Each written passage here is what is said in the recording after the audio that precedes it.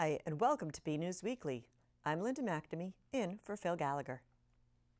Chief Michael Kent and the Burlington Police Department have released the identities of those arrested Wednesday for allegedly passing counterfeit bills at 2 retail locations in town. Michael Atkins, 29, of Brooklyn, New York, was arrested and charged with possession of counterfeit money, 2 counts of uttering a counterfeit note, conspiracy, and larceny under $250 by a single scheme. Ibrahima Dukare, 20, of Bronx, New York, was arrested and charged with possession of counterfeit money, conspiracy, and larceny under $250 by a single scheme. Inua E. Brahmin, age 21, of Bronx, New York, was arrested and charged with possession of counterfeit money, conspiracy, and larceny under $250 by a single scheme. The investigation is active and ongoing, police say. Additional charges may be filed. As reported on Wednesday, November 16th, just before 2:30 p.m., officers responded to Bed Bath & Beyond for a report of 2 males attempting to purchase goods with a counterfeit $100 bill. Upon arrival, officers learned the suspects fled the scene when confronted by a store clerk, a release from police states.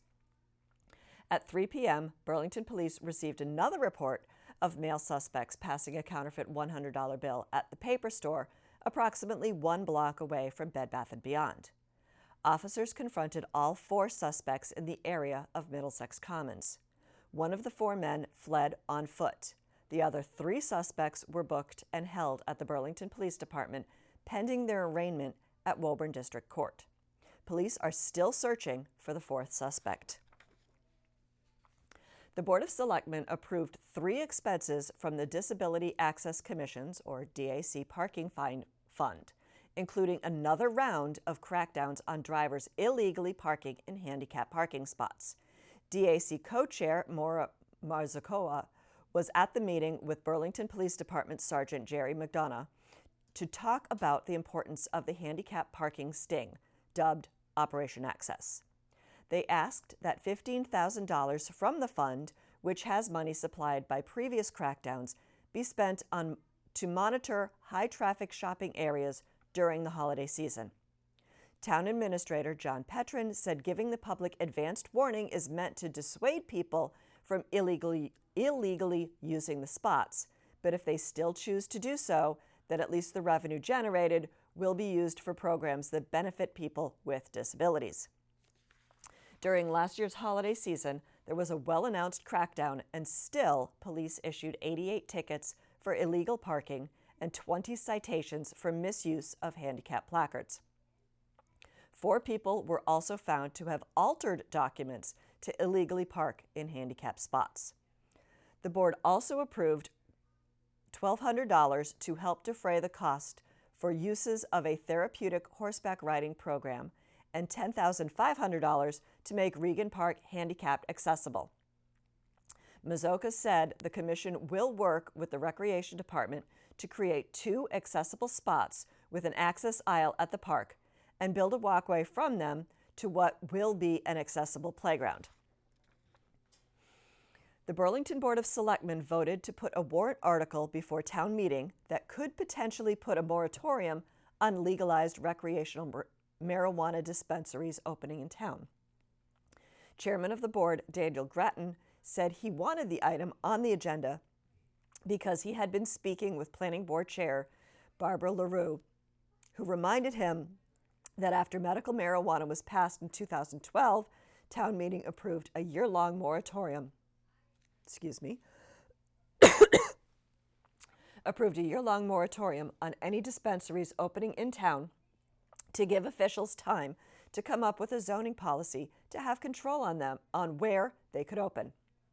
Town Administrator John Petrin recommended that the board, if it wished, vote to place an article in the January town meeting warrant proposing a moratorium.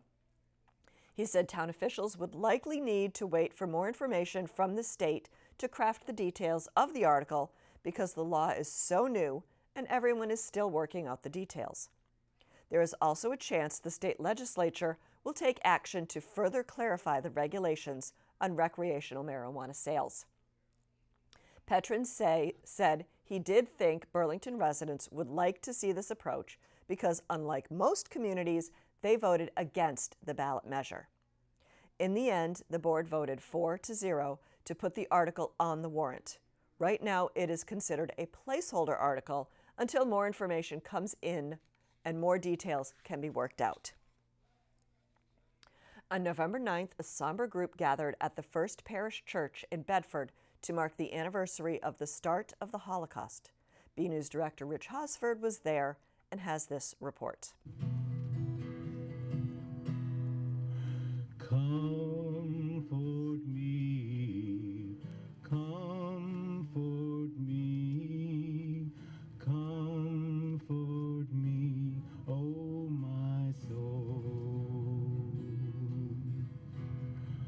Comfort A good-sized crowd gathered at the Unitarian Universalist First Parish in Bedford on Wednesday, November 9th, to keep the memory of a dark time in humanity's past in mind, so it may never be repeated. The gathering was to remember Kristallnacht, the Night of Broken Glass, and to acknowledge its 78th anniversary. On November 9th to November 10th, 1938, Nazis in Germany torched synagogues, vandalized Jewish homes, schools, and businesses, and killed close to 100 Jews, all while authorities looked on without intervening. Kristallnacht was followed by additional economic and political persecution of Jews and is viewed by historians as part of Nazi Germany's broader racial policy and the beginning of the final solution and the Holocaust. I asked about the tradition of marking the anniversary of this night in the community. Well, we've been doing this for many, many, many years, Kristallnacht, observing this night of broken glass, the beginning of the Holocaust. And for many years there was a very small gathering here. A couple of years ago when all the swastikas appeared in Bedford, a much larger group came to stand in solidarity with the Jewish community. And this year, of course, the day after the election, a lot of people came to grieve and mourn and just for solidarity with each other, to be together with like-minded people. Well, we've done this for many years, and I think it's always good to gather together to remember the times that have passed where people did not stand together when we should have. History shows that there are times that the world has fallen to pieces when people didn't stand side by side to say no to hate. Yeah, well, Kristallnacht is a commemoration of a time when there was massive political violence against a very vulnerable population, and it's important to remember the consequences of hatred and violence when they're allowed to fester. And so I think tonight we gather here on the beginning of the new chapter in our national life, and we're recommitting ourselves to the protection of vulnerable people and vulnerable communities, and remembering that those of us who find ourselves more empowered are especially called to bear witness to those who are not. During the ceremony, the speakers remained mostly apolitical. Afterwards, however, they spoke of their concern regarding President-elect Donald Trump and pointed to his campaign rhetoric, such as wanting to ban Muslims and deport millions of undocumented immigrants, as a form of the divisiveness they were there to stand up against. The election last night is very worrisome, and we don't really know what it means for the future of our country. I certainly want to hope for the best, and I want a peaceful transfer of power, and I want to support whatever high ideals Trump administration may have. At the same time, Trump has historically spoken out against immigrants. He's spoken out against Muslims. He's spoken out against LGBTQ people. He's speaking out against disabled people. He's spoken out against women, and it's been very worrisome for many of these people. And many of these people are genuinely fearful for their future, so that I want us to be mindful and attentive to what develops in this new administration, so that we can be defensive of people who are otherwise undefended. Finally, I asked about having a larger-than-normal group come out to mark the occasion and what those who led the ceremony hope attendees took away from it. Well, it's really a sign of the commitment of this community to both remember what happened so many years ago, and also to just be together after a difficult day for many. Today was a day of celebration for some and sadness for others, and surprise for many. And I think when that happens, it's helpful to be together across different lines of difference and to commit to the things that we have in common, which are commitments to peacefulness and nonviolence and the protection of the most vulnerable. There's so much anxiety and tension today that I hope that they've been given a little bit of peace and the feeling that people stand together with them and that they're supported. And that's the most important thing, I think, and to also to understand the lessons of history, we say never again for a reason, because we need to keep saying that because it can happen again, and the same forces of human nature that caused the Holocaust to happen in the first place have not disappeared from human nature. They're all still there. So we stand in support to stand against those forces that could appear again and cause another situation to arise. Not necessarily for Jews, but for other people. At the First Parish in Bedford, I'm BNEWS Director Rich Hosford. Thank you, Rich. Burlington High School conducted a lockdown drill and drug check on Thursday, and school officials are pleased to report both were a success. Principal Mark Sullivan said in a blog post that the new emergency procedures were followed and everything went smoothly. During the lockdown drill, in coordination with the Burlington Police Department, a canine search of the building and grounds was also conducted. While students were in lockdown, hallways, lockers, common areas, and student parking areas were searched. No drugs were discovered in the school or on the grounds. Sullivan said administrators hope that the drug check will encourage students to resist or discontinue any activity with illegal drugs. He also said moments like this are opportunities to discuss positive decision-making and the serious consequences that making bad choices can have, such as the using of or bringing drugs to school. Thanksgiving is a time to express our gratitude for what we have. For many, it is also a time to give to help ensure others have what they need for the holiday season. BNews reporter Robert Paris went to the Burlington Food Pantry to find out what has been donated and what is still in need. He has this report.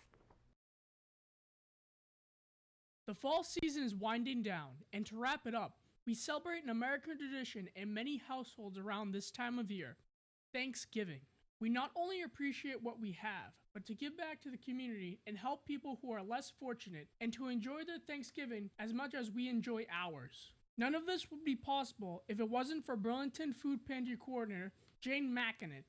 Thanksgiving to me is all about family and being together, and being able to help provide food for people just really helps me feel better about the holidays, and you can just see the joy in their faces when you help alleviate the anxiety that people might have around making sure that they can provide that same experience for their own families. Just really makes my heart melt.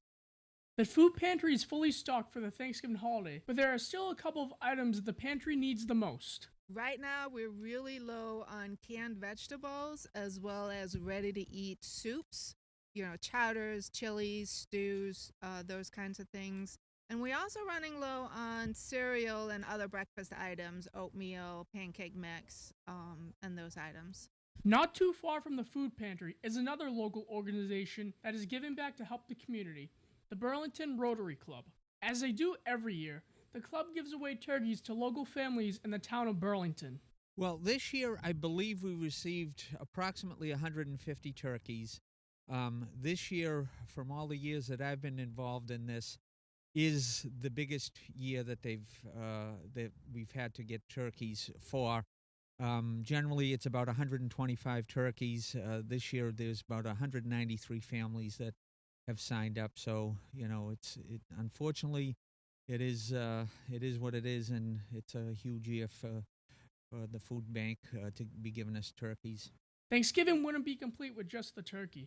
Well, it's not just the turkeys that the people get. It's a whole Thanksgiving Day meal, complete with vegetables, canned items, fresh fruit, pies, dessert, and it's the people that need it the most in the town of Burlington. They have to go through the food pantry type process and to apply, and it just gives them a Thanksgiving Day meal for families who otherwise would probably do without.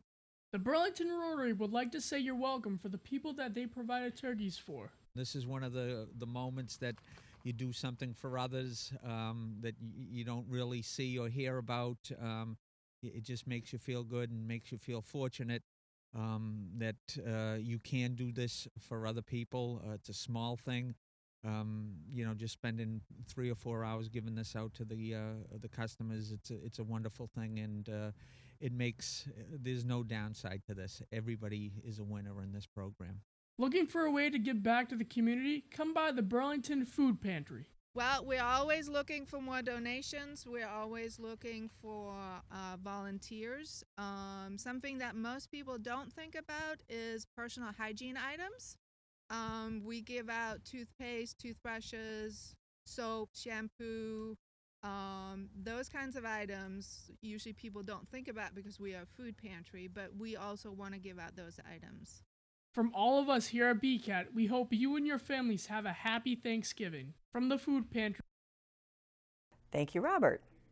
Don't get fooled by scammers falsely claiming to be from your energy company. Eversource said on Twitter they have heard complaints from customers of people either calling or coming to the door claiming to be representatives of the company, threatening customers to pay bills they don't owe. The scammers will threaten to cut off the customer's electricity or natural gas. Another tactic is to offer a bill credit or discounted rate if a customer provides their account number or other information. Those in person often have uniforms and can be very aggressive when demanding potential victims pay up. Eversource said their representatives never ask for instant payment in person or over the phone. They do not require the use of prepaid debit cards, and they never request customers meet at a payment center, such as a department or grocery store, to make a payment. They also don't solicit door-to-door or on the phone on behalf of a third-party energy supplier. Eversource says that if anyone gets a call or a visit from someone claiming to be one of their employees that seems suspicious, call them at 1-800-592-2000. We now go to BNEWS weatherman Peter Brown for the latest forecast. We'll also check out the community calendar with Ian Casciola to see what's happening in Burlington.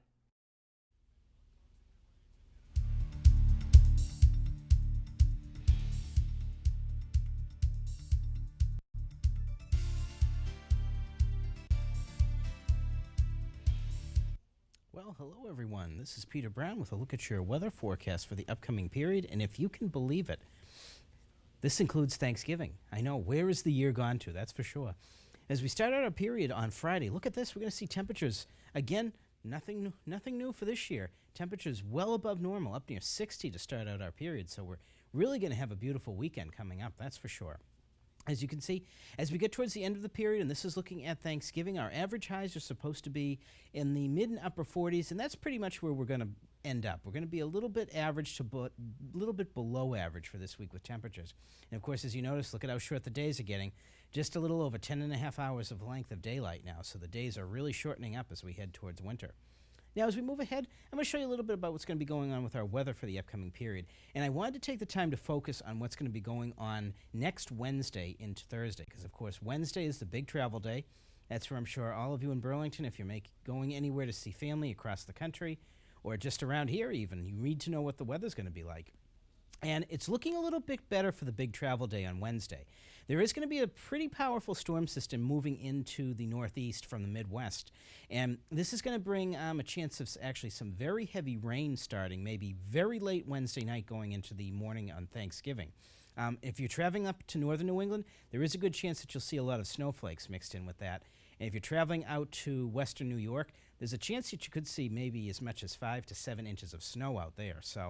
But here in southern New England, around the Burlington area, it looks like it's going to be mainly just a really cold and wet day coming up for Thanksgiving. Again, the big travel day looks like you're going to be okay and you'll be able to get your last minute travel plans in. So as we go forward, the models keep getting better and better for that, but unfortunately, wetter and wetter for Thanksgiving Day.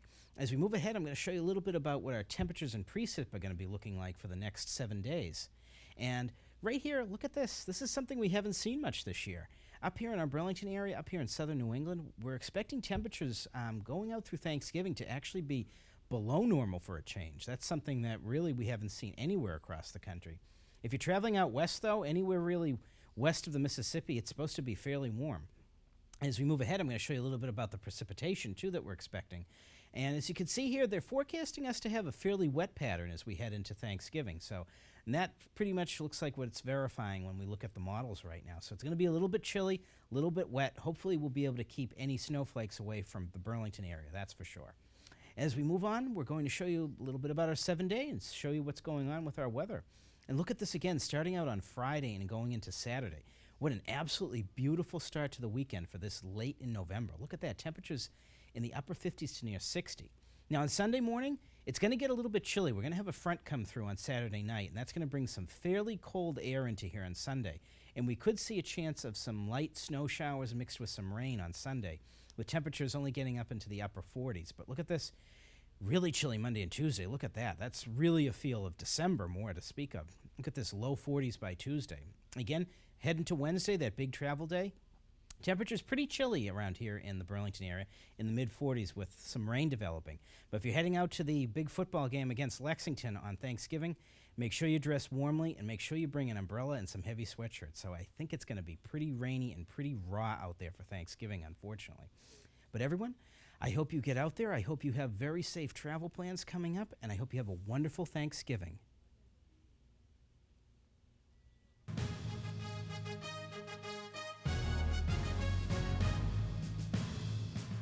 Tune in to BCAT this Thanksgiving for a Red Devil football marathon. Relive some of the Devils' greatest moments from the 2016 season, from the Battle of Wynn Street against Woburn to the duel through a raging storm against Wilmington. The action kicks off at 12:30 on BCAT's educational channel, Channel 22 for Comcast, Channel 40 for Verizon, and 13 for RCN. Don't stare at the oven waiting for the turkey to cook. Stare at the TV waiting for that perfect touchdown. I'm Joe Viscioni, and from all of us at BCAT Sports, we wish you a happy Thanksgiving, and go Devils.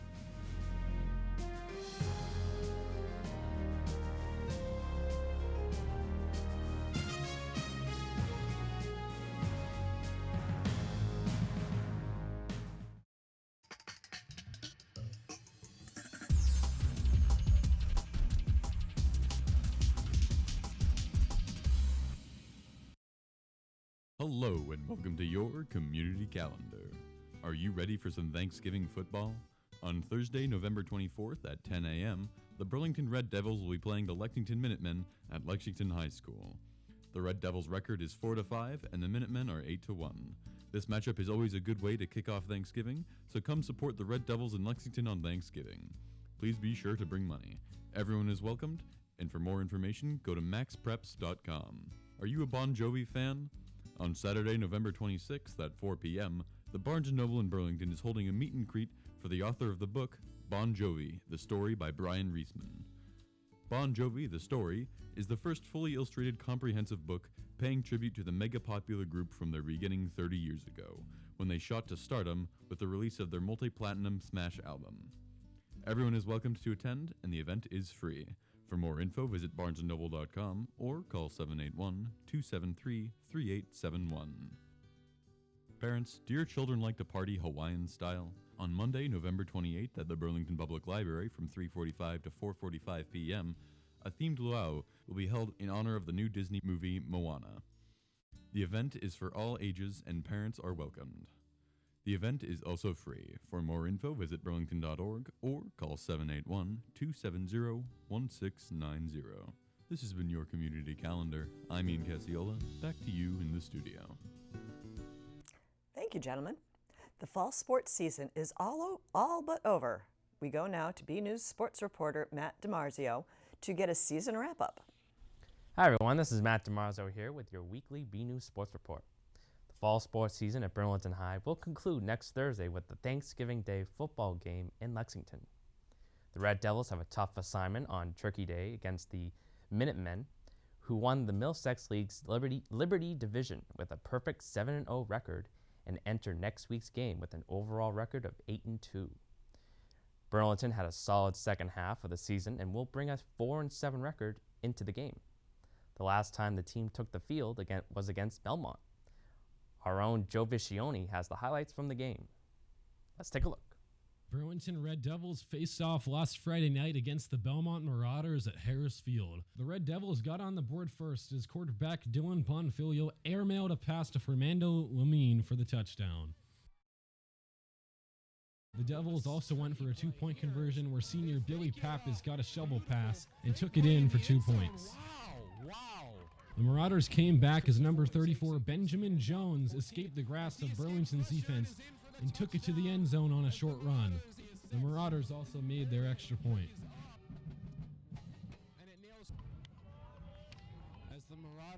Benjamin Jones yet again took advantage of the man coverage as he blasted by safety Alec Rollins with a 78-yard touchdown, giving Belmont the lead for the first time of the night. The extra point was good. After a Burlington turnover, quarterback John Cristofori gave the handoff to his halfback, who reached the end zone along with the extra point, made the score 21-7 Belmont. In the fourth quarter, fueled off the home crowd, Benjamin Jones took the pigskin into the end zone for his third touchdown of the night, and no surprise, the point after was good. The Devils finally found an opening in the fourth quarter as Bonfilio connected on a short pass to Fernando Lamine for his second touchdown of the night, giving the Devils a glimpse of hope. The trick play was successful for 2 as well. After a 3-and-out by the Marauders, Burlington's defense proved themselves. The Red Devils then scored the second time in nearly a minute as quarterback Dylan Bonfilio put on some magic as he scrambled and found an open Zachary Sear in the end zone for nearly a 50-yard touchdown. Bonfilio was then successful on a 2-point conversion with 12 seconds remaining. The end result was a loss for the Red Devils 28-24 against the superior Belmont Marauders. Burlington finished off the regular season with a record of 4-6 as they won 3 of their last 4 games to finish the season. Next week, Burlington will play Lexington in the annual Thanksgiving Day game, as it should be a close one. Burlington had 3 teams reach the MIA playoffs. Both the girls and boys soccer teams reached the playoffs. The girls won their first round game before being edged by Marblehead in the second round, 2-1. It was the first state tournament appearance for BHS girls soccer in more than 10 years. The boys soccer team reached the postseason for the second straight year and nearly upset Danvers before a loss in a penalty kick shootout. The volleyball team advanced all the way to the North Championship match before falling to Bishop Fenwick last weekend at Wilmington High. Before the Fenwick match, the Lady Devils earned an epic 3-2 win over Hamilton Wenham in the North semifinals. BNEWS reporter Corey McNeil met with the team about their great season and has this report. Take a look. The Red Devil varsity volleyball team had an amazing playoff run to the Division II North Final this fall. This is the first time in program history that Burlington Volleyball has made it to this position, so we're so proud of the girls for the season that they had. You know, we went 17-3 in the regular season, won 3 playoff games to make it here today, so not the outcome we were looking for, but we made it here and we did a lot of really awesome things this year, so we're proud of them.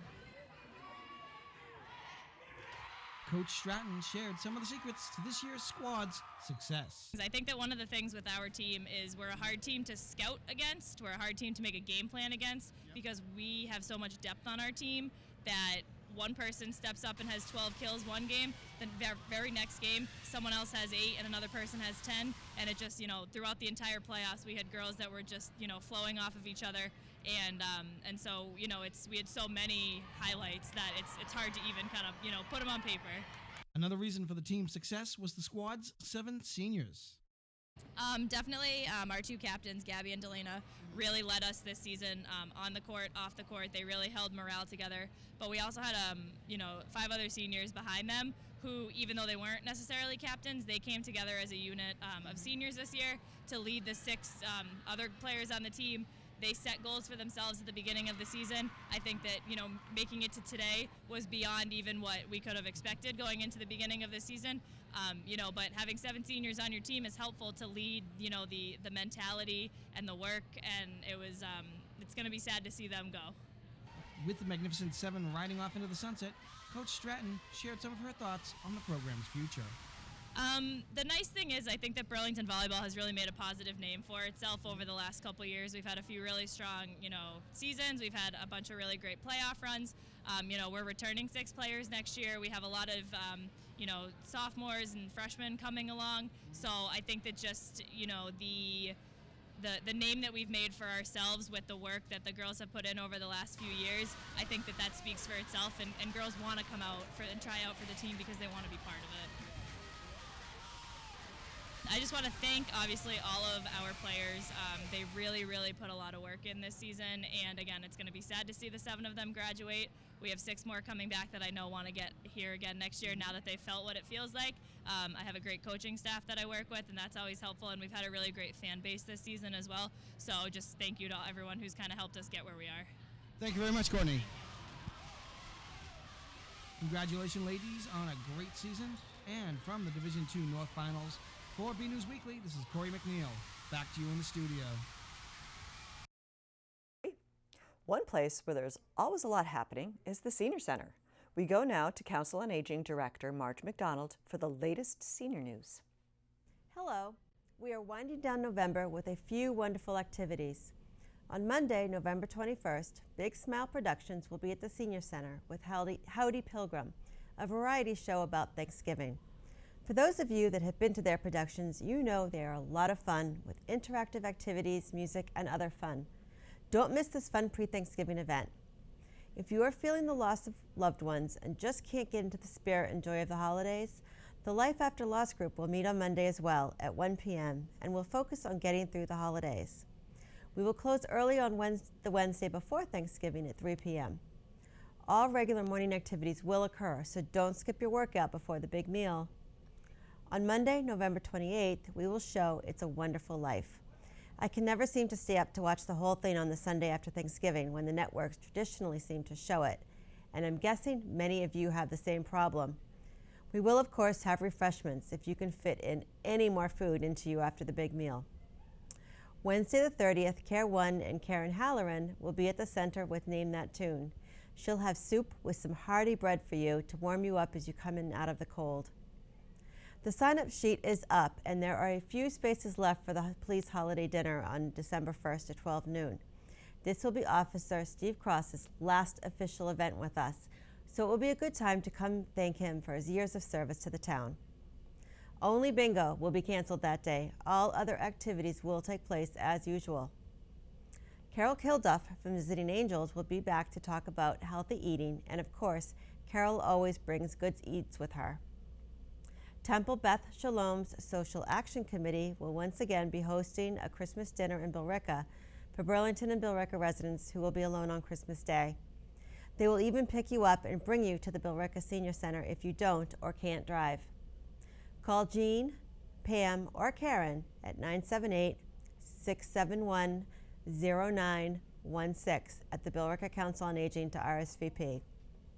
Our yellow alert is now green alert. One of the best kept secrets in Burlington is the Yellow Alert program. Seniors could stick a yellow sticker on their rear window that would alert first responders to a file of life of sorts in their glove box, and included the usual health information as well as information about caregiver responsibilities, including pets and grandchildren that needed to be picked up at school. Leahy Hospital and Medical Center has generously taken over funding the program and getting it out to other towns in the North Shore area and renamed it Green Alert. Whether it's a yellow sticker or green sticker, everyone should have information in their glove box in case you are unable to speak for yourself in an emergency.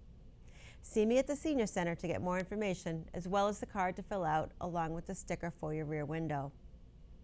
The holidays can be a very difficult time for folks. Try not to stay home alone all the time. If you don't have anything else going on, at least come down to the Senior Center. Monday, Wednesday, and Friday mornings are very busy with a lot of people around. You can come down and just spend time in the leisure room talking to other people. That's all for now. I'm Marge McDonald, and I wish you all a peaceful family and food-filled Thanksgiving, and I hope to see you at the Senior Center. Thank you, Marge. Finally this week, the Rotary Club of Burlington High School Interact Club will be holding a white tube sock drive to support veterans of the Bedford VA throughout the months of November and December. While most people take a pair of socks for granted, veterans throughout the United States do not. Many veterans live in veteran facilities or homeless shelters, and a new pair of socks can save them from serious foot problems.